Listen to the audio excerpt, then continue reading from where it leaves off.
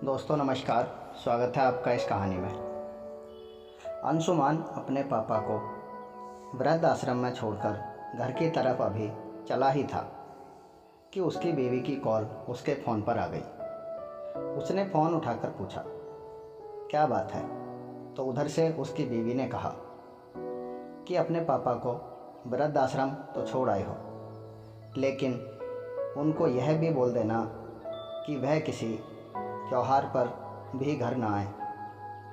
हम खुद ही वहीं मिलने आ जाएंगे। मैं अब इस घर में उनकी सूरत नहीं देखना चाहती। अंशुमान ने कहा, ठीक है, मैं वापस जाकर अनाथ आश्रम में बोल आता हूँ। और उसने गाड़ी आश्रम की तरफ घुमा दी। आज वह अपने पापा को अनाथ आश्रम में छोड़कर जा रहा था। दरअसल उसकी बीवी उसके पापा को बिल्कुल भी पसंद नहीं करती थी। पापा की वजह से आए दिन उसकी बीवी उससे झगड़ा करती और उनके साथ बहुत बुरा बर्ताव करती। अंशुमान भी बीवी को समझा कर परेशान हो चुका था। अंत में उसने अपने पापा को अनाथ आश्रम में छोड़ना ही उचित समझा, क्योंकि अब वह शायद बाप के बिना तो रह सकता था, लेकिन बीवी के बिना नहीं। इसलिए उसने अपने पापा को आज अनाथ आश्रम में लाकर छोड़ दिया था। खैर, वह वापस अनाथ आश्रम के गेट पर पहुंच गया। गाड़ी वहीं छोड़कर वह अंदर गया तो उसने देखा कि उसके पापा अनाथ आश्रम के मैनेजर के साथ बैठे हुए हैं और वह दोनों हंस कर ऐसे बात कर रहे हैं जैसे एक दूसरे को बचपन से जानते हों।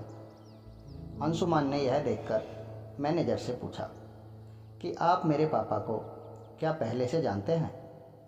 तो मैनेजर ने कहा, हाँ जी, बिल्कुल जानता हूँ। मैं आपके पापा को तब से जानता हूँ जब यह हमारे अनाथ आश्रम से एक बच्चे को गोद लेने आए थे, और मुझे लगता है वह बच्चा तुम ही तो हो। यह सुनकर अंशुमान की आंखों में आंसू आ गए। उसने बिना कुछ बोले ही अपने पापा का हाथ कसकर पकड़ा और गाड़ी में आकर बैठ गया और तेज़ी से अपने घर की तरफ बढ़ने लगा। आज वह अपने पापा से नज़र नहीं मिला पा रहा था। वह कितना बड़ा पाप करने जा रहा था, यह सोचकर ही वह शर्म से मरा जा रहा था। उसने रास्ते में एक अच्छा रेस्टोरेंट देखकर गाड़ी रोक दी और पापा की पसंद का खाना ऑर्डर किया। वेटर ऑर्डर लेने चला गया तो दोनों बाप बेटों की नज़रें मिली।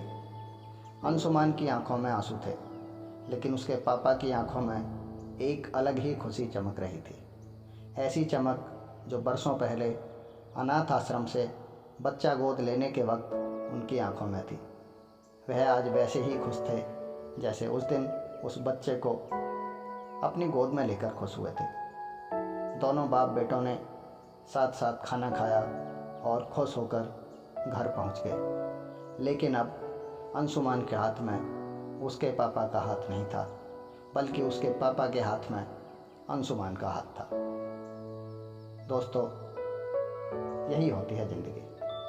कई बार हम अपने माँ बाप के किए हुए वह सारे काम भूल जाते हैं जो उन्होंने पूरी ज़िंदगी हमारे लिए किए। खुद फटे कपड़े पहनने के बाद हमें हमेशा हमारी पसंद के कपड़े दिलवाए, हमेशा अपनी औकात से ज़्यादा हम पर खर्च किया, क्योंकि हर माँ बाप के लिए उसका बेटा राजा बेटा ही होता है, चाहे वह करोड़पति हो या वह मजदूर हो। दोस्तों, कैसी लगी आपको आज की कहानी? कमेंट करके ज़रूर बताएं।